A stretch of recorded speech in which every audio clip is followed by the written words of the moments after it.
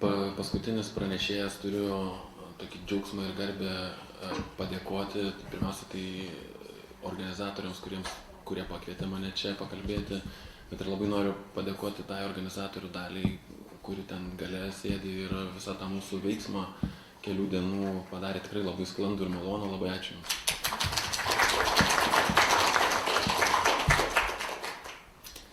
Aš šiandien noriu su Jumis pasidalinti mano skaitimu, mano interpretacija, ką aš randu keliose klasikinės kino filosofijos tekstuose. Pabrėžiu, kad yra mano interpretacija, aš stengiuosi ir atsiremiu į patį tekstą, bet ir leidžiu savo šoktelti kažkur nuo to teksto, kaip nuo savotiško tramplino. Aš pabandysiu aiškiai padaryti šitos atskirimus, kas ten yra tekste, o kur jau yra toks mano įskaitimas ir tam tikros formuluotės. Bet taip pat noriu, kad kažkaip pabandytumėm pažiūrėti, kad šitas mano pranešimas nėra tiesiog tik apie klasikinius kinus. Man čia yra įdomus toks bendražmogiškas dėmuo, ką aš matau kaip bendražmogišką dėmenį. Aš dažnai susiduriu su tuo tokiu žiūrėjimu, kadangi toje lietuviškoje akademijoje mažai yra žmonių, kurie kalba ne apie vakarietiškas kažkokias mąstymo sistemas, kad neretai aš taip girdžiu, kad yra filosofai ir yra vytis apie kinus. Tai man kinai yra įdomus, bet jie man yra įdomus kaip toks tam tikras galbūt disonansas, kuris leidžia pasižiūrėti, kas man kaip visiškam europiečiui yra kaip savaime suprantamybė, kad gali kitiems žmonėms ar kitais laikais nebūti savaime suprantamybė. Ir jeigu tie kiti žmonės taip galėjo natūraliai galvoti, arba kaip apie natūralius dalykus galvoti, apie tam tikrus dalykus, kad bent jau potencialiai tas yra ir manyje. Ir aš tada turiu tokią viltį, kad tai gali plėsti mano gebėjimą žiūrėti į pasaulį, reaguoti į pasaulį ir į žmonės. Tai aš Jūsų prašysiu, kad kai aš Jums tą medžiagą kinišką duosiu, kad pabandytumėm visi kartu taip į ją žiūrėti, kad tas žiūrėjimas į kiniškus medžius mums nepaslėptų to bendražmogiško miško. Ir aš kalbėsiu apie du klasikinio laikotarpio kinų tekstus, Sunzi ir Lunijų. Konfucijui priskiriamą tekstą Lunijų, pas mus jis kaip apmąstymai ir pašnekesiai yra išverstas. Bet taip pat įvesiu free džiazo, laisvo džiazo ir džiazo improvizacijos dėmenį. Viena vertus, todėl, kad man tie dalykai, nors tai yra tokie atskiri mano domėjimosi objektai, bet jie persipina ir aš sunkiai juos galiu atpinti vieną nuo kito. Bet ir kita vertus, kad gal tada ta kiniška medžiaga pasimatys irgi bendriau, nes tas džiazo laukas bus visiškai iš kito kultūrinio ir iš kito laikmečio sferos. Ir vėlgi gal kažkiek irgi norėdamas iš karto apeliuoti tą bendražmogiškumą, noriu pradėti nuo tos, kaip aš įsivaizduoju, tokias mano pranešimo tokios pagrindinės įtampos ir tos ašies išskleidimo. Aš labai dažnai šiandien girdžiu mano aplinkoje žmonės šnekant, kad gyvenam kažkokio labai didelio netikrumo, labai didelių ir greitų pokyčių laiku. Ir kas mane atpažįstu stebina šitame kalbėjime, tai kad tas pasaulio neapibrėžtumas, tas mūsų negebėjimas tokį tikrumo režime gyventi, kažkoks neprognozuojamumas, o ir tų pokyčių didelis svoris, atrodo labai daug ant kortos pastatyta. Kad gal aš klystu, bet aš taip girdžiu, kad jis yra pateikiamas kaip kažkas naujo. Kaip kažkas, kas liktai va čia mus ištiko, vėlgi gan netikėtai, bet reikia grįžti į tą tokią fazę ar tokį būvį, kur tas pasaulis vis dėlto yra tvarkingas. Ir nors ir matom tos visus pokyčius, bet jie mūsų netrikdo. Ir man, sakau, yra keistas tas, ar aš kaip jaučiu, kaip keista tą tokį galvojimą, nes man atrodo, kad tas pasaulio neapibrėžtumas ir mūsų netikrumas jame nėra kažkokia nauja pasaulio būsena, o jis yra nuolatinė bet kokio praktinio veikimo būsena. Ir kai kuriais laikotarpiais, mes turbūt gyvenam tokiu laikotarpiu, jinai gali dar labiau išryškėti, bet net jeigu ir kažkokiu stabilesniu laikotarpiu gyvenam, vis dėlto tas nuolatinis kismas, jis yra nuolatos mūsų veikimui sąlygas užduodanti mūsų tikrovę. Ir dėl to mane čia domina ir aš šiandien kalbėsiu apie tokį skirtumą tarp dviejų praktinių orientacijų, kaip aš jas matau, tarp veikimo, kuris remiasi jau turima schema, kaip absoliučia ir visiškai tvirtinta. Ir man atrodo, kad mes kaip postmodernus, ne postmodernus, bet po moderno gyvenantys žmonės, kažkaip dažnai veikiam būtent iš šitokios prielaidos apie pasaulį kaip gana statišką, nepaisant to, kad jisai, matom, tą praktinių aspektus nuolat keičiasi. Ir dėl to atrodo, kad yra galimos tos tvirtos schemos, kažkokios kategorijos, kažkokios nustatytos ar tai Dievo kūrėjo, ar kažkokių nedieviškų jėgų nustatytos normos, kurios ir užduoda tą pamatą jau veikimo modeliams, kurios reikia tik atpažinti, o tada jau jais sekti. Tai va čia vienoje pusėje. Ir kita praktinė orientacija, tai yra tokia praktinė orientacija, kuri veikimą žiūri taip ir veikia taip, toks veikimas, kuris leidžia pačiai situacijai koreguoti, kaip ta schema bus įgyvendinta, arba galbūt net kaip tą schemą reikės perkeisti, ją manipuliuoti ir ją steigti visiškai naują čia ir dabar paties įvykio, ar tokio etinio įvykio, susidūrimo su kitu žmogum, ar tokio platesnė susidūrimo su pasauliu prasme. Tai šitam savo pranešime aš ir siūlau vieną tokią galimą kryptį mąstymo apie tą mūsų veikimą. Kalbėsiu apie savitą žmogaus laikyseną ir orientaciją pasaulio ir kitų žmonių atžvilgių. Ta orientacija aš vadinu intelektinė ir etinė klausa. Tai tokia lavinta veikėjo geba ne tik veikti pagal jau paveldėtas elgesio formas, bet ir leisti situacijai, o ir kitiems veikėjams, su kuriais mes čia ir dabar susiduriam, reikšmingai koreguoti bet kurį kitą mano žingsnį. Ir paskutinė išlyga, prieš perinant prie mano kinų, kad šita pozicija, man atrodo, ta tokia klausos pozicija, jinai gali būti inspiruojama ar tiesiog įspėjama su pačių vairiausių laikotarpių ir kultūrų idėjomis, mąstytojais, kitų sferų teoretikais. Man čia yra labai, sakau, įdomus ir ne tik filosofai, bet ir istorikai, antropologai ir muzikantai. Tai mano čia šitie kinai ne dėl to, kad tik jie šitaip darė ir tik jie šitaip moka, o tik kaip vienas toks atvejis, kuris gan atsitiktinis, bet man padėjo formuluotis kai kurias iš šitų idėjų. Ir skaidrėse aš turėsiu jums tik tai, kad būtų lengviau sekti, nes ko gero, tikiu, kad gali tai tekstai būti nepažįstami, tiesiog tas citatas. Tai aš pradėsiu nuo pirmo teksto, prie kurio pastaruoju metu nemažai dirbau, Sun Tzu karybos dėsnių. Lietuviškoj terpėj mes jį dažniau girdėdavom kaip Sun Tzu karo meną. Tai aš nesenai turėjau džiaugsmo versti šitą kūrinį jau dabar nebe iš anglų, kaip jis anksčiau buvo daromas, o tiesiai iš klasikinės kinų kalbos. Ir jame irgi aš pamačiau tai, ką aš čia vadinsiu intelektinę klausą.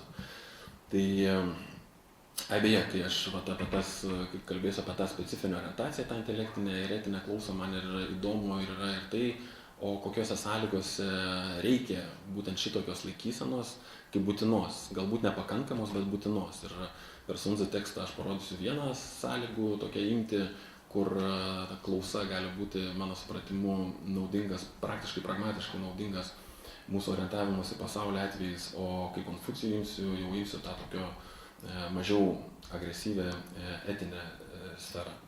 Tai Sun Tzu veikalas yra veikalas apie karybą ir iš principo yra skirtas, kaip aš jį matau, dviejų tipų žmonėms - valdovui ir karvedžiui, siekiantiems laimėti arba bent jau nepralaimėti kare. Ir kas yra labai svarbu, kam man pačiam buvo įdomu atrasti šitam tekste, kad ir valdovas ir karvedys šitam tekste yra matomi kaip labai savarankiški veikėjai, galintis priimti sprendimus ir turintis prisimti tų sprendimų pasekmes. Tai reiškia, nors ten yra labai daug tokios kalbos, kai tekstą tiesiogiai skaitai, kur atrodo, kad yra toks labai paprastas ir supaprastintas vadovėlis, kaip reikia veikti, jeigu vietovė tokia tu darai taip, jeigu tokia tu darai kitaip, toks atrodo su loginiu būtinumu lyg tai dėliojamas tekstas, kur tik reikia perskaityti, išmokti ir sekti, bet tada labai tas pradeda disonuoti su tuo, kaip matai daugelį vietų, kad tie veikėjai vis dėlto yra labai ir iš jų reikalaujama labai didelio savarankiškumo ir tas toks atrodo, jei taip bus, tai elkis šitaip, tas disonuoja su tuo savarankiškumu ir šitas išlaikomas savarankiškumas man čia yra labai įdomus. Reiškia, kad aš taip skaitau šitą tekstą kaip tekstą apie savarankišką veikėjiškumą, toką agency mes vadinam anglų kalboje, ir apie tuos tikruosius tokius veikėjus, savarankiškus veikėjus. Tai valdovo savarankiškumo čia nereikia niekaip aiškinti ir gintis, kaip ir suprantamas, valdovas yra tas žmogus, kuris turi tą paskutinį žodį, nusprendžia pakelti kariuomenę ir vesti ją ir paskirti žmogų, kuris ves jį į mūšį. Bet kas labai yra įdomu, kad ir karvedys šitam veikale yra labai savarankiškas veikėjas. Valdovo, tai kad jis yra valdovo paskirtas vesti kariuomenę, neuždaro to karvedžio tokiam paklusnumo režime valdovui. Supras, ką valdovas sako, tą aš ir turiu vykdyti. Ir čia yra ta viena vieta, kur tas labai aiškiai yra išsakoma, yra kelių, kuriais nežengiama, yra kariuomenių, kurios nepuolamos, yra miestų, kurie nešturmuojami, yra teritorijų, dėl kurių nesivaržoma ir yra valdovo įsakymų, kuriems nepaklūstama. Tai tas netgi reikalavimas iš karvedžio neklausyti valdovo, jo darbdavio. Man atrodo, čia yra esminis iš vis šito teksto supratimui. Tai tie savarankiški veikėjai savaime suprantama veikia ir turi veikti labai tokio radikalaus neapibrėžtumo ir neprognozuojamumo sąlygomis, nes kalbam apie karo sąlygas ir mes šiandien irgi dažnai girdim tą fog of war, ne, tą karo rūką. Čia mums labai, man atrodo, egzistenciškai taip yra tas suprantamas tas būvis, kad sąlygos ir aplinkybės nuolat keičiasi.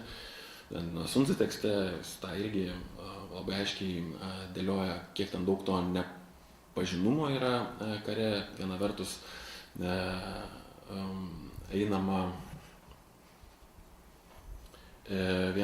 yra einama per kažkokius tokius svetimas teritorijas, kurios yra nepažįstamos ir ten reikia kažkokių vietinių vedlių, reiškia neužtenka vien mano žinojimo, ten gali kažkokios pasalos laukti, bet ir nuolat besikeičiantis tie mūsų tokie kasdienio gyvenimo, tos, kad ir atmosferinės aplinkybės. Vieną dieną lyja ir ten, kur atrodo, kad bus galima praeiti lengvai, ten jau telkši balos ir nebegalime įgyvendinti šito iš anksto turėto plano ir normos.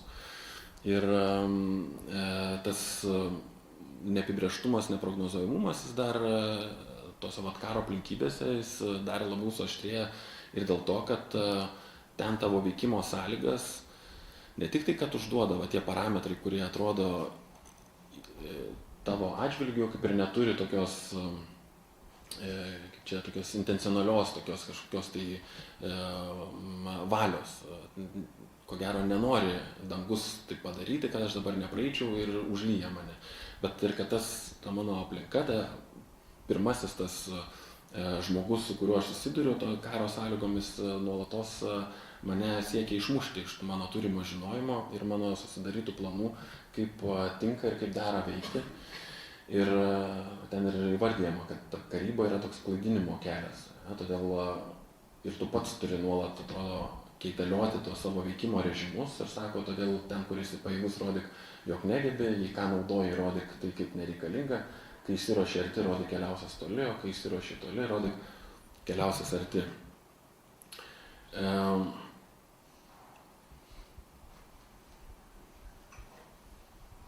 Ir čia, kaip ir sakau, kad tekstas nors ir yra toks iš praktinių sumetimų rašytas ir galima jį matyti kaip labai praktinį, kaip reikia veikti tom karo sąlygom. Bet aš jį skaitau plačiau kaip tam tikrą tokį irgi vieną atvejį, kuris yra dėl savo radikalumo ir dėl to, kiek pastatyta ant kortos, mums yra gan lengvai atpažįstamos tos sąlygos, bet kad jis nemaža dalim irgi kreipia, formuoja tą būseną mažiau svariai, bet irgi veikia ir kasdienę mūsų gyvenime. Ir nepaisant to, kad tos sąlygos nuolat yra kintančios, nenuspėjamos, o tas veikėjas nuolat yra klaidinamas, Sun Tzu tekstas labai dažnai skamba kaip tekstas, kuris yra apie žinojimą. Ir tas žinojimas įvairiom formom ten yra tekste įvardyjama, atrodo tiek yra dominuojantis per Sun Tzu tekstą, kad ir šiuolaikiniai interpretatoriai ir tradiciniai komentatoriai kinų nurodo kaip vieną kertinių sąvokų, tą žinojimą ir tų pagrindinių teksto sprendžiamų problemų. Ir tekste mes matom labai dažną tą tokį užakcentavimą, kad veikimas turi atsiremti į būtent žinojimą ir pažinojimą, pažįstantis priešininką. Čia jeigu kas yra girdėjęs apie Sun Tzu, labai dažnai, kad būtent šitą frazę būna girdėję, pažįstantis priešininką ir pažįstantis save 100 mūšių nepražus, nepažįstantis priešininko, bet pažįstantis save, tai laimės, tai pralaimės, toks savotiškai atsitiktinumas, monetos metimas. Nepažįstantis priešininko ir nepažįstantis savęs neišvengiamai pralaimės kiekvieną mūšį. Ir tada aš, kai skaitau tada tą tokią interpretacinių tokių režimų, aš čia tada irgi tą skaitau kaip apie efektyvų veikimą. Reiškia, kad nepažįstantis savęs ir nepažįstantis priešininko, to savo betarpiškos tos aplinkos, kurioje veikiama, negebės efektyviai veikti. Ir tai, kad tas komplikuotas yra santykis šitam tekste su žinojimu, vėlgi viena vertus supranti, vėlgi reflektuodamas, tai kokios aplinkybėse čia yra veikiama, ten nuolat viskas turi klaidinti ir viskas nuolat keičiasi ir mes nuolatiniam šitam karo rūko fone, tai apie kokį čia žinojimą yra kalbama, kaip yra įmanoma žinojimas. Reiškia, tas žinojimas, mano supratimu, čia yra kažkoks kitoks, bet ne tas, kuris surenka visą informaciją, ją turi labai aiškiai apibrėžtą ir gali nuo jos atsispirti veikti. Ir tas toks gan paradoksalus požiūris į tą žinojimą, man atrodo, ir tekste išlenda, kaip čia šitoj citatoj sakoma, kad pergalę galima pažinti, bet ne ją užsitikrinti. Čia jau šiek tiek mano kaip vertėjo interpretacijos yra tame užsitikrinti, ten rašmuo, kurį aš verčiu, yra wei, kuris reiškia tokį tikslingą veikimą ir veikimą orientuotą į išpildymą, į rezultato pasiekimą. Tai reiškia, kad aš lyg ir galiu žinoti parametrus to, kas man pergalę atneš, bet tai dar nereikš, kad aš tą įgyvendinti sugebėsiu praktiškai. Tai reiškia, čia mes kalbam apie žinojimą, kuris ne tik tai negali būti toks, kuris surenka visą informaciją, bet ir toks žinojimas, kuris negali atsiremti į išankstinį planą, kaip jau veikimo, dabar greit nesugalvoju lietuviško gražesnio vertimo, paterną, tą tokią audinį, tokią tėkmę. Čia pasimato, kad praktiniu žvilgsniu visiškas žinojimas nereikalingas, bet negalimas, bet tas jo įveiklinimas dar kažkokį tai visiškai kitokį kažkokį režimą turi. Ir čia man yra įdomu, ar Sun Tzu tam paradoksui turi kažkokį sprendimą, kas čia per žinojimas, apie ką galima, kaip apie jį galvoti. Ir ar turi tada Sun Tzu išvis tada kažkokią tai tokią konkretesnę viziją, kaip reikia veikti. Ir tas aiškinimas, kuris irgi literatūroje dažnai yra sutinkamas, yra aiškinimas, kad Sun Tzu tas veikimas, nors ir atsiremia į žinojimą, bet remiasi dar į kitą svarbų aspektą, tai yra patį pokytį ir tada jau į atliepimą šito pokyčio, kaip prisiderinimą prie to, kas nuolatos vyksta kaip neišvengiama tokia sudėtinė mūsų veikimo dalį. Jisai sako, pergalės mūšiuose nepakartojamos, o pasiekiamos be galo be krašto, prisitaikant prie, ir čia aš irgi rodau, kad įdedu žodį šitoje vietoje, priešo išsidėstymo, ten galima ir dar plačiau skaityti, nes ten tiesiog yra forma arba įforminimas, tai gali būti ir bet kokia kita aplinka, kuri formuojasi prieš mano akis. Ir vėlgi tada, kaip ir žinojimas reikalingas, bet čia reikia nuolatinio prisitaikymo.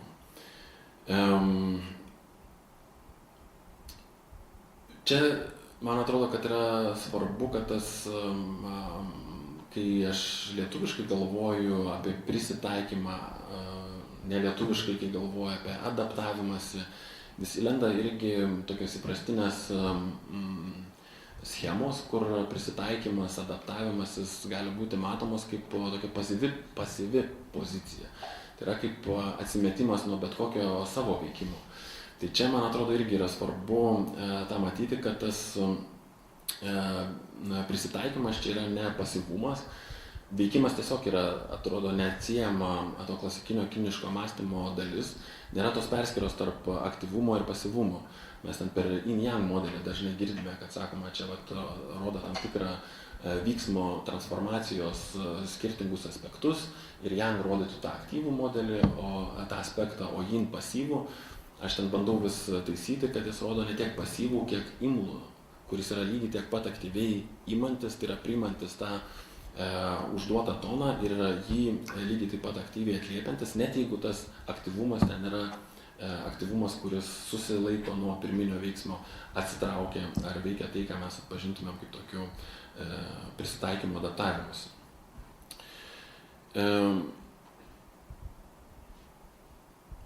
Ir čia pas Sundzą, kai mes žiūrime tą jo adaptyvumą arba tą pasikeitimą tekste,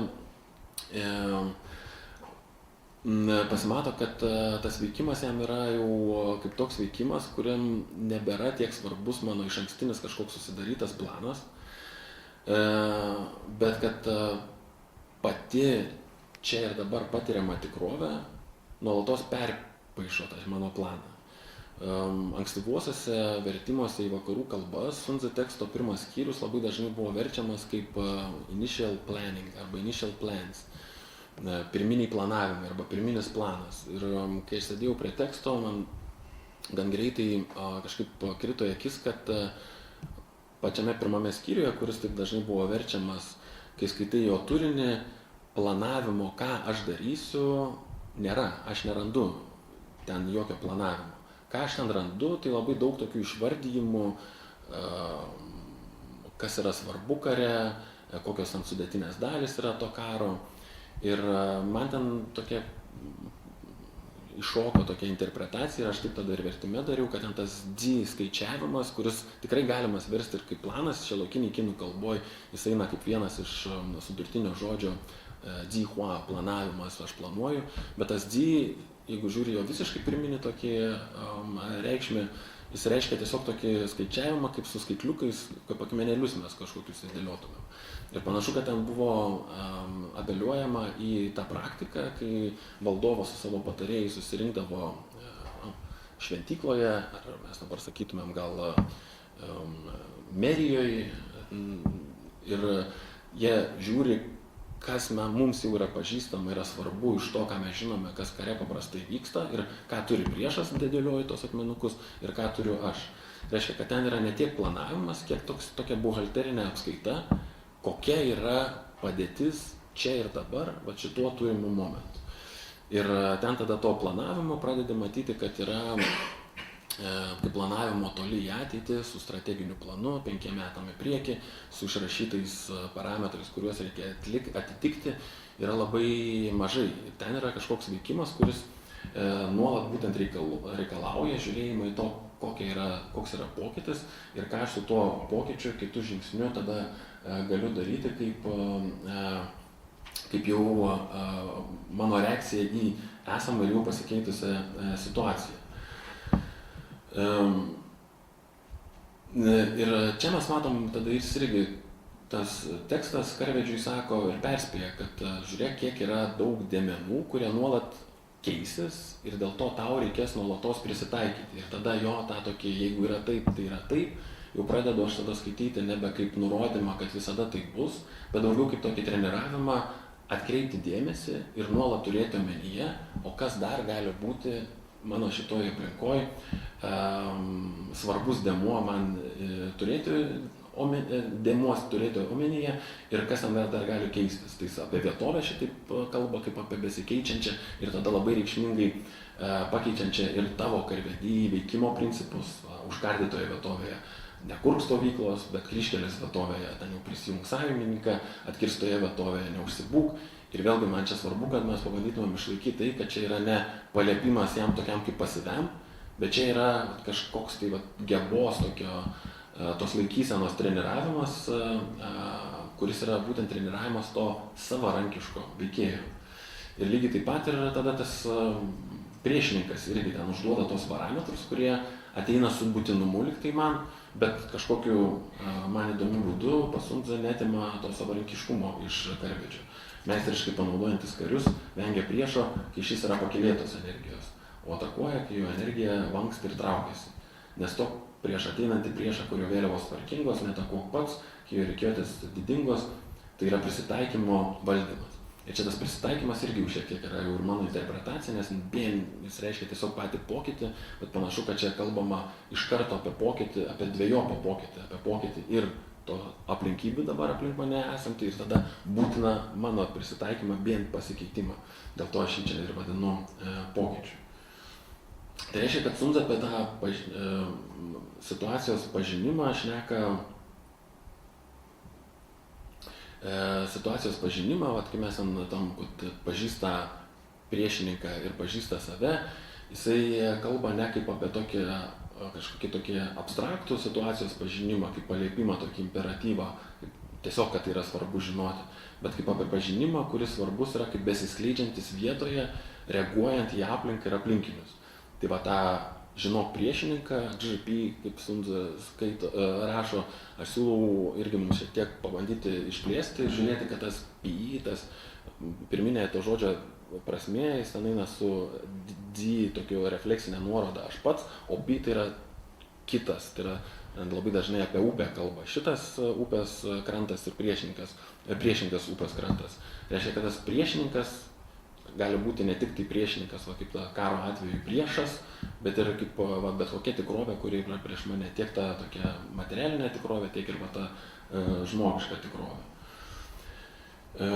Reiškia, žinojimas tai yra toks veikimas, kuris atsiremia ne jau sukauptą žinojimą, bet jis efektyviai gyvendintas gali būti tik tai, jeigu ta esama žinojimo, kaip yra dabar, kas yra priešais mane, kas yra priešais tada dabar, yra imamas kaip svarbiausias to kito arba to priešais esančio žinojimo dėmuo.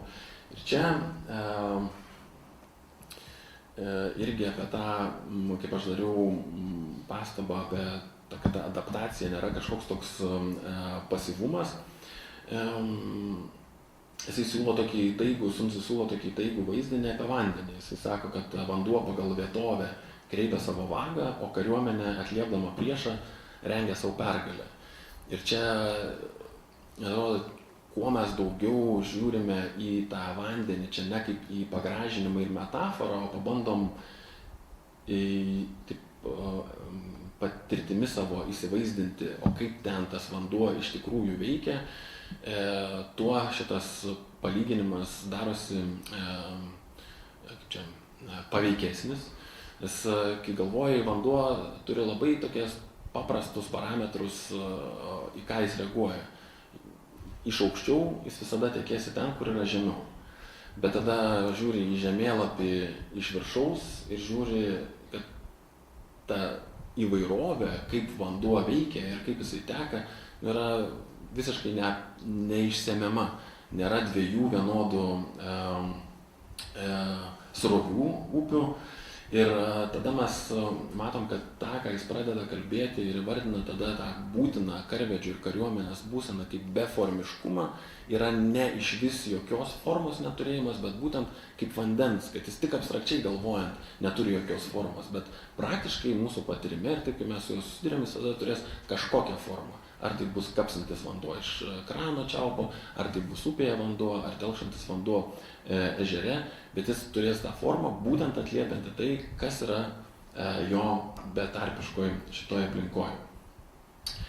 Ir šitam formavimosi beformiškumo kontekste svarbi man yra ir kita vieta, kuri rodo, kad nors Sun Tzu kalba apie labai griežtą apspręstumą šitų aplinkos meno sąlygų, pats veikėjas yra šitoj vietoj nemažiau reikšmingas, kaip ir minėjau, nes jisai liepia tada žinoti ir pažinoti ir save, ir kas aš ten esu. Ir tame skyriuje, kuriame yra kalbama apie vietovės pokyčius, ir prisitaikymą prie jų, Sun Tzu užbaigia tokiu tiesioginiu perspėjimu karvedžiui, kaip jis gali prisišaukti neišvengiamą pralaimėjimą. Tad karvedžiui kyla 5-eriopas pavojus. Apsisprendusi eiti iki mirties galima nužudyti, būtinai norinti gyventi galima paimti į nelaisvę, greitai įnirštantį galima įžeisti, besididžiuojantį gerų vardu galima apšmeižti, besirūpinantį žmonėmis galima užversti dvejonėmis. Bendrai tariant, šie 5 pavojai yra karvedžio klaidos. Čia šitas irgi man svarbus, kad yra nuo atsakomybės nieks čia neatleidžia tavęs. Tai yra 5 karvedžio klaidos, kurios sužlugdo deramą karių panaudojimą.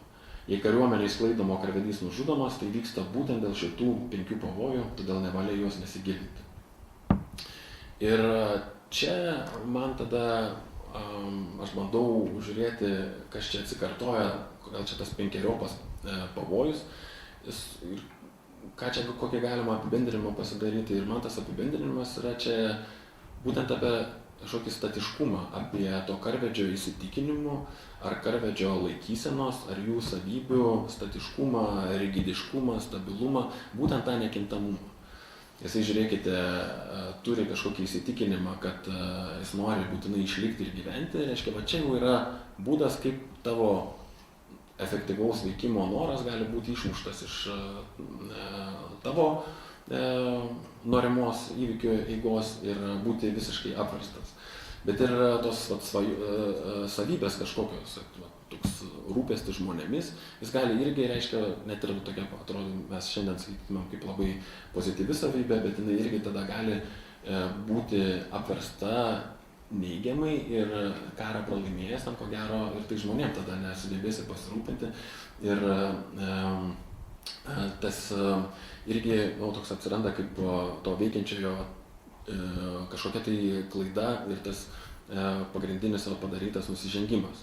Ir čia tas mano apibendrinimas tada, o kaip net mes galime galvoti apie tą savęs žinojimą, apie tą džidzi savęs žinojimą, kad čia panašu, kad yra per ankstyvas žinojimas, yra panašesnis į nežinojimą. Ir čia labiau tas žinojimas, kaip reikia save pažinti, ir būtent yra žiūrėjimas į save, kur mano įsitikinimai, savybės, būsenos, laikysenos jau sustabarėjo ir daugiau koncentruojasi į mane, į save patį ir savo projekcijas, ir dėl to atima mano gebėjimą žiūrėti į aplinką ir į ją reaguoti.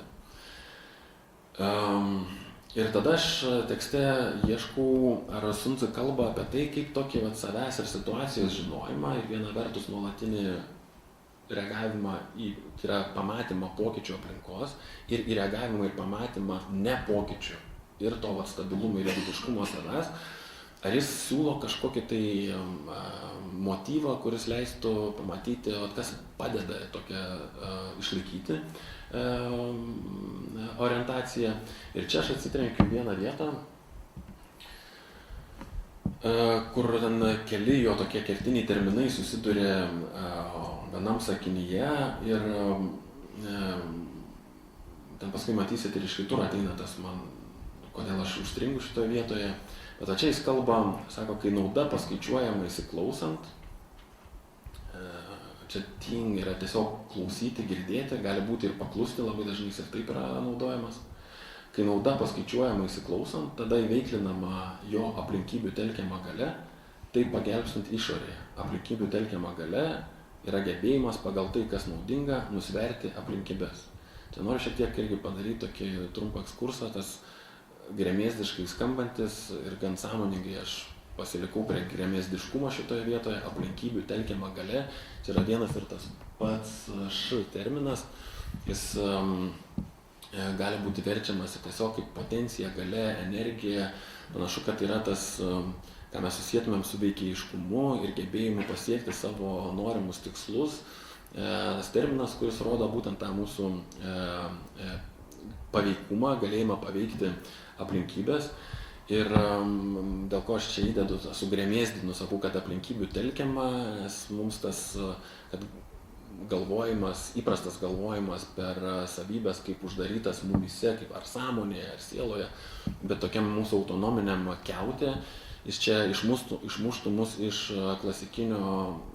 klasikinės kinų filosofijos tokių pamatinių irgi prielaidų apie tai, kad apie autonomiškus darinius panašu, ten negalima nepagalvoti, viskas yra per santykį ir jau kaip čia yra rodžiau irgi, kad ta aplinka nuolatos mane veikia, tai reiškia, kad ta galia yra ne tiek asmeninė kažkokia tai savybė, kiek per asmenį išskleidžiama, bet visų aplinkybių ir būtent jėga to veikimo tada ir kyla iš to, kiek yra pasinaudojama tomis galimybės, o neveikiama vien tik tai iš savo kažkokios individualios valios. Ten tie ankstyvieji Sunzi komentatoriai, ten nuo 3 iki 13 amžiaus maždaug nusėdė irgi jau kaip tokį įprastinį paties Sunzi teksto skaitimą, jie net naudoja ten tokį terminą čangši, čang reiškia pasikinkyti, kad reikia pasikinkyti aplinkybės, reiškia veikti ne tiek iš savo tokį galimų individualizuoti žinojimo arba valios akto, bet būtent kaip tuos lekiančius žirgus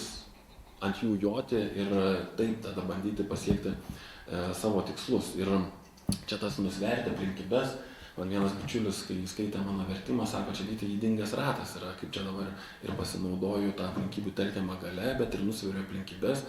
Tai man atrodo, kad čia nėra ydingo rato, nes ir tos aplinkybės ir nuolat besikeičiančios, tai kuo aš daugiau pasinaudoju ir galios tokios čia garnės.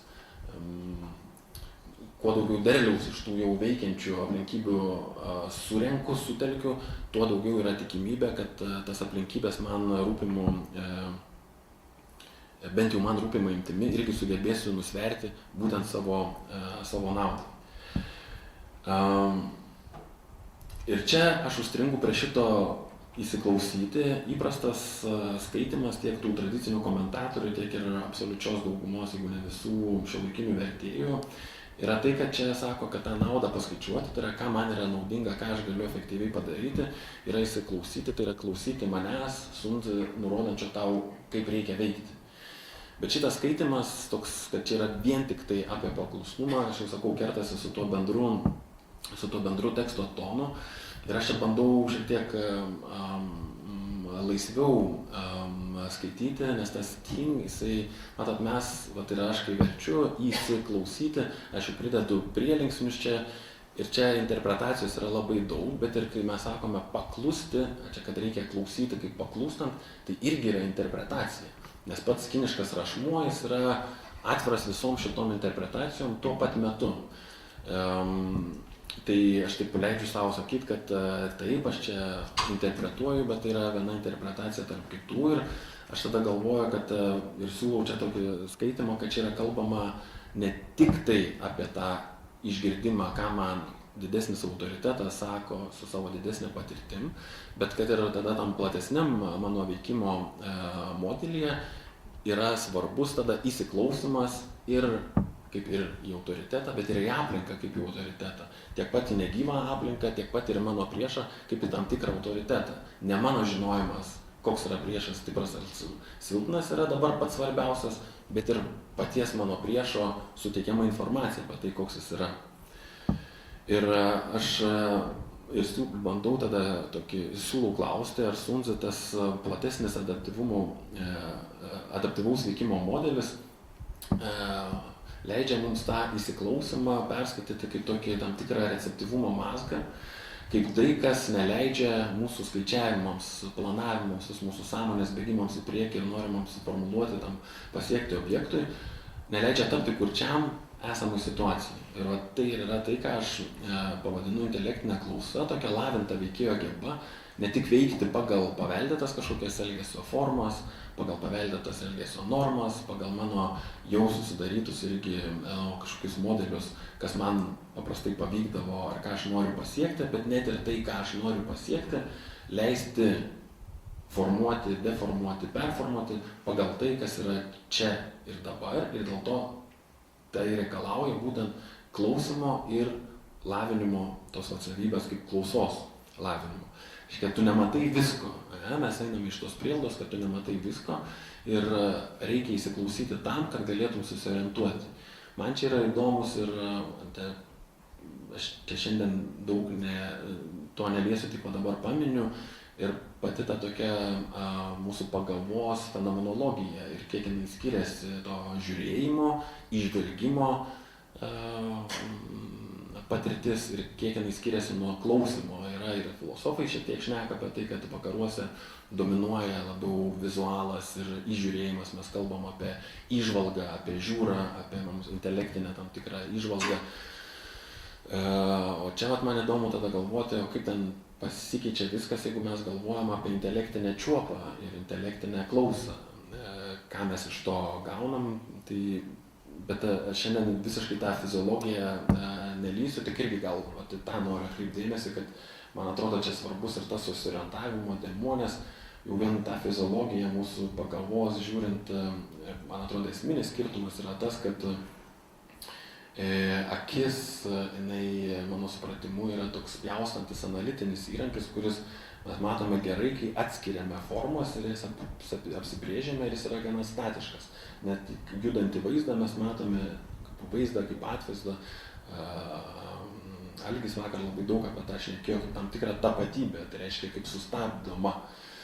Ir kitas aspektas, man čia svarbus, kad tas vaizdas, kad ir galime treniruoti jį padaryti plačiai, aš labai stengiuosi ir vieną ir antrą sieną matau tuo pačiu metu savo foniniam regėjime, bet kas čia vyksta, aš jau nebematau. O klausa ir viena vertus neturi tos atrankos, aš negaliu užmerkti ausies, bet ir jinai mane pasiekia 360 laipsnių kampu. Ir tada tas momentas, kad žinojimas turi būti ne tik tai, ką aš jau žinau, į ką aš orientuojuosi ir ten bandau išvelgti ir labai atidžiai žiūriu, bet ir nuolatos leisti savo sureaguoti ir atsisukti, o kas dar vyksta čia dar kažkoks tai informacijos laukas yra man nežinomas. Miške, kaip tamsu ir ten nieko nesimato, ar ten nepažįstamo viešbučio, nepažįstamam kambarį, naktį einant ten, kur reikia nueiti, kurią vietą man reikia sukti žvilgsnį. Tai va čia, man atrodo, Sunzas šneka apie šitokią tą klausą ir čia aš labiau žiūriu kaip būtent tą pasaulio pažinimo tokį modusą, užtat jį vadinu intelektinę klausą. Bet čia, man atrodo, ir man tas yra įdomu, nes aš pradėjau iš vis galvoti apie tai daugiau iš tokio ne karo, o būtent iš to, ką mes vadinam moralę ar etiką, to mūsų socialinio tokio audinio perspektyvų, kad tas klausos svarba, jinai pasimato, gali būti, kad aš dabar tiesiog ją visur matau, nes įskaitau ir išvelgiu šitas prasmes, bet man įdomiai pasimatė ir kituose tekstuose ir čia aš noriu į Konfucijų pereiti ir aš ten vieną vietą tik tai jo išskleisiu. Nes jeigu Sunza leidžia mąstyti man čia tą intelektinę klausą, kaip tokia labiau tą pažinimo modusą, Konfucijus man čia yra įdomus tuo, kad jis parodo ir tą veikėjo gebą likti atidų, receptyvų ir taisomos situacijos ir mažiau dramatiškose aplinkybėse, ne kare. Ir ten, man atrodo, pas Konfucijų atsiranda dar ir tas klausos elementas, ne tik tai kaip įsiklausimo į tą besikeičiančią aplinką, bet ir klausos tada kaip to, kas padeda pasiekti ir išgirsti ir pasiekti ir išlaikyti dermę, darną. Tai yra jau klausa kaip su tam tikrų normatyvinių tokių užtaisų. Man čia Konfucijus yra įdomus dar ir tuo, kad aš dažnai girdžiu jį aiškinant, kad jis toks suprantamas ir vaizduojamas, taip pat ir toj pačioj Kinijoje, bet ypač mūsų tokia populiariai vakarietiškoji sampratai, kaip labai griežtas konservatorius, kuris toks yra status quo palaikantis mąstytojas, tai yra kažkokie ritualai, yra normos, yra mokytojai, kaip pasakė, taip ir daryk. Prie tekstų lendant giliau, į tekstus lendant giliau, tas paveikslas pradeda irgi griūti. Ir jis tikrai nėra be pagrindo, nes ten yra labai daug akcento į tradicijas, į senovę, vėlgi kažkokius pavyzdinius žmonės.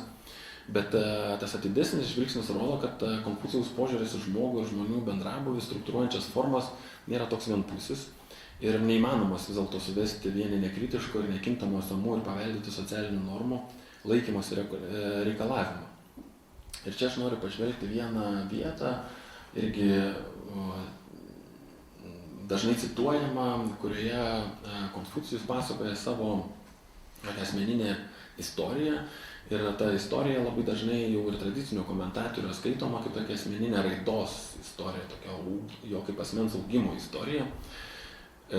Mokytojas sakė, 15 susitelkiau į mokymąsi, 30 įsitvirtinau, 40 nebebejojau, 50 pažinau dangaus sąlygas, 60 išlavinau klausą, 70 sekiau savo širdies proto troškimais, neperžengdamas mato. Ir čia tie pirmi keli žingsniai, kaip ir atrodo, suprantami, ne? Tas gal 50 tas pažinau dangaus sąlygas, aš šiaip dažnai irgi verčiuosi labiau savo galvoj, dar nesu apsisprendęs dėl to vertimo, kaip aplinkos sąlygotumą pažinau, bet čia yra svarbus, man atrodo, momentas, kad jis pradžioje kalba apie tam tikrą tokį veiksmą, kuris galimas atpažinti kaip irgi tas toks savarankiškas kažkoks sprendimas mokytis. Tada įsitvirtinimas kaip toks socialinis ir profesinis įsitvirtinimas. Tai yra savo abejonių kažkoks atsisakymas. Bet po jų eina tas žingsnis, kur ar mes čia labiau religinių tokių aspektų perskaitysim, ar tokių profaniškų, bet kad tos, kai aš jau atrodo esu ir pasiekęs ir savo abejonės pašalinęs, ten atsiranda dar naujas žinojimas, vis dėlto kaip tą mano asmeninį veikimą esmingai sąlygoje, stumia, veikia būtent tai, kas yra man kaip žmogui visiškai nepavaldu, ta aplinka. Ne? Ir man čia tada tos tokios įdomiausios vietos ir buvo, kas ten vyksta su tais 60 metų ir su to 70 metų. Ir labai dažnai tas 60 metų tas klausos išlavinimas, pažodžiui, ten toks visiškai basicas yra ausis, šun yra sklandus, labai dažnai kaip apie upės tekėjimą naudoja šitą žodį. Škia ausis yra sklandi. Ir tradiciniai komentatoriai jį ten paaiškina tai, kad tai, kas yra girdima, pasiekia širdį protą. Klasikiniai kinai nedarė skirtumo tarp tokio emotyvaus širdies ir tokio, ką mes vadinam racionaliu intelektu. Viena ir ta pati funkcija yra, kad tai, kas girdima, pasiekia širdį protą ir yra iškart suprantama ir vykdoma, jie sako, toks iš karto eina, tas veiksmas iš karto seka. Ir kad tas žinojimas pasiekia tokią ribą, kai įgyvendinama yra be mąstymo. Bet šiuolaikiniai komentatoriai, kiek aš esu susidūręs, tai ten dažnai irgi kaip tokį, peršoka šitą tarpsnį, kažkas čia irgi gal gražaus, gal metaforiško, gal kažkiek mistiško. Ir tada tas, kas ten įvyksta su juo 70 metų jam sulaukus, yra aiškinama vėlgi per tą tokį Konfucijaus kaip to status quo konservatoriaus prizmę, supras, kad jis internalizuoja tas išorės normas tiek, kad jis savo troškimus suvaldo tokiu būdu, kad jis nenori to, kas yra nepriimtina. Bet kai aš tada bandau vis dėlto žiūrėti ir taip rimtai į tą klausos momentą, man ten šita vieta siūlo kitokį interpretaciją ir aš pirmą kartą kažkaip ant jos užšokau, kai su bičiuliu savo, amerikiečių bičiuliu važiavom į miestą, aš neturėjau tuo metu mobilaus telefono ir mes bandėm susitarti savo reikalais, bandėm susitarti, kaip mes atlikę tos savo atskirus darbus susitiksim. Ir mums vis nesiseka, mes vis nesusitarėm ir jis vienu momentu sako, let's play it by ear. Grosime, veiksime iš ausies. Man tai buvo visiškai nepažįstamas išsireiškimas anglų kalboje, aš jį labai pažodinę prasme supratau, jeigu aš būčiau žinojęs normaliai anglų kalbą, tai reiškia paprasčiausiai improvizuosim. Bet man tada tas ear, ausis, susikabino šitą Konfucijaus ausimi ir aš pradėjau galvoti, ar čia pas Konfucijų irgi nėra kažkokio tokio improvizacinio elemento jo veikime. Ir kad tas su 70 metų jo pasiekiamas laisvumas yra ne esamų normų internalizacija, o yra gebėjimas tai yra visiškas paleidimas savo troškimų, bet tada gebėjimas juos įforminti tokiu būdu, kad net tais atvejais, kai esamas matas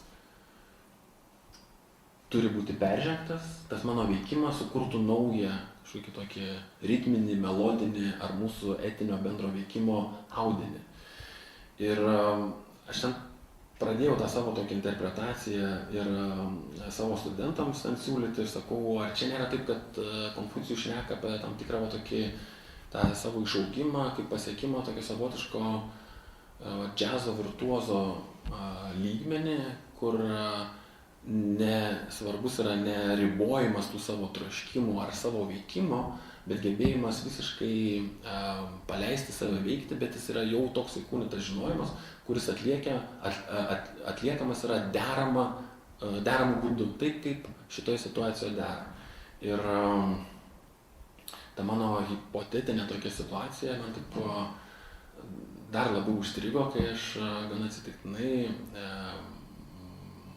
pamačiau interviu su, ir čia mano džiazo ekskursas, interviu su vienu iš džiazo meistrų, Herbie Hancocku, didelę įtaką ir tam free džiazui padariusiam, ir jis ten pasakoja atsitikimą, realų savo atsitikimą, kaip jisai dar būdamas jaunas pianistas groja kartu su Miles Davisu, kitų visiškai kultinių džiazo muzikantų. Ir Herbis pasakoja tą istoriją, sako, mes grojame Miles Daviso So What, ir viskas puikiai vyksta, viskas ir muzikantai groja, ir viskas jas susigroja tarpusavę, bet ir publika klauso, ir viskas tiesiog burbuliuoja, ir visi yra patenkinti tuo, kaip dalykai rutuliojasi. Ir ten, sako, yra tada Mileso solo, kur tada jis kaip klavišininkas turi palaikyti tą dermę. Ir sako, aš paspaudžiu, sako, vienu momentu blogą akordą. It was a wrong chord. Ir kaip jisai pasakoja blogą, neteisingą, wrong. Ir kaip jisai pasakoja tą savo jauseną, tada sako, kad viskas sustojo. Aš sako, net užsidengiau ausis rankomis. Aš netikiu, kad ten tikrai tai buvo, vis dėlto jis, kad ir jaunas, bet profesionalus muzikantas, manau, kad tikrai grojo, bet kad jis taip jautėsi, kad ten viskas sustojo ir statika. Ir jis įsigando, viskas nutrūko, aš net nebejoju. Ir tada Herbio istorija sako, ir tada, sako, Milesas sugrojo pauzę ir Milesas sugrojo kelias natas, kurios mano blogą akordą padarė geru. He played a couple of notes that made my wrong chord into a right one. Ir Herbis pasakoja, kad, sako, man dar, aš sako, jau visiškai buvau, sako, išmuštas iš pusiausvyros, kaip taip galima padaryti kažkas, kas buvo praeityje klaidinga, kaip tą galima ateityje kažkokio atgaliniu būdu padaryti kaip to teisingu. Bet, sako, man dar, sako, daug metų užtruko, kol aš, sako, supratau, kas ten, sako, iš tikrųjų vyko. Ir Herbis aiškina taip, kad, sako, Milesas, sako, jis nevertino mano akordo kaip teisingo arba klaidingo, o jis ėmė jį tiesiog tuo, kas jis tuo metu buvo, ir galvojo, ką aš su tuo galiu padaryti. Ir va čia mano ir yra noras galvoti, ar čia nėra kažkoks toks, irgi tos, kaip sakau, tokios egzistencinės, etinės laikysenos, kurią aš jau noriu vadinti etinė klausa, pavyzdys, praktinis pavyzdys, kurią mes matom, kad nėra atmetamas nei išankstinis žinojimas, nei kažkokios tai nusistovėjusios normos, nes mes atkreipim dėmesį, kad ir džiazo improvizacijoje to išankstinio žinojimo reikia labai daug ir absoliuti dauguma gerų džiazo improvizatorių, jie puikiai žino skales, džiazo standartus, visą tai, kas yra norma ir standartas, bet jie veikia tokiu būdu, kad tas išankstinis normatyvus žinojimas neuždengia jiems ausų gebėjimo suvokti, o kas vis dėlto dabar yra ir kaip aš tada jau tą leidimo savo ir ten jau tą meistrystę vėlgi tą suvesti į dermę. Ir man čia tikrai yra, čia mano pabaigai, man yra įdomus tada ir lietuviškas tada tas toks dėmuo, kai aš pradedu galvoti, mes kalbam apie harmoniją, turime lietuvišką žodį dermė, juos galime naudoti pramaišiui kaip sinonimus, bet lietuviškas dermė, ir aš čia turiu padėkoti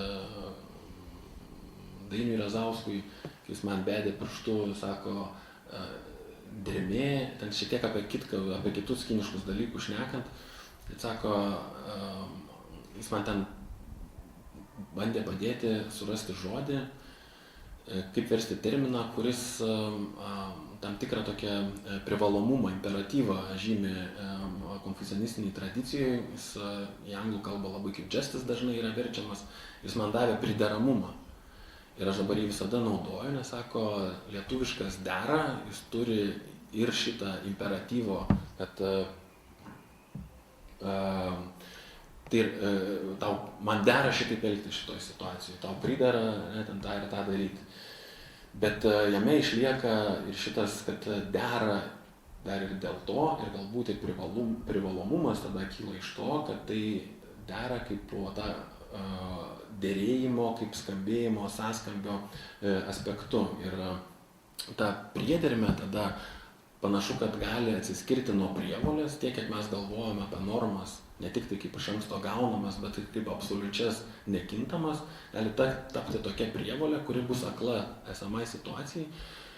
Ir tas mūsų siekis tada kažkokio sprendimo ir sugyvenimo, apie ką Gintas šiandien tam lenkiškam, ukrainietiškam pavyzdyje rodė, tampa kurčia vis dėlto tai situacijai ir ten jau tas veiksmas, kuris eina iš mūsų ir yra savavališkas, panašu, kad tampa labai nebesavarankiškas. Ir čia man norisi ir apie šitą tada lietuviško kalbėjimo alternatyvą galvoti, kiek ir kuo skiriasi savavališkas veikimas nuo savarankiško. Ir man tas kiniškas modelis kažkiek rodo, kad tiek, kiek mes užsidarom savo valioje ir savo intencijose, jis gali likti labai nesavarankiškas tas mūsų veikimas, nes jis bus vergas to mano išankstinio jau turimo, tos mano išankstinės turimos formos ir normos, bet bus neleis man spontaniškai reaguoti ir spontaniškai įgyvendinti dar ir kitų mano turimų galimybių, kurios galbūt yra kur kas deramesnės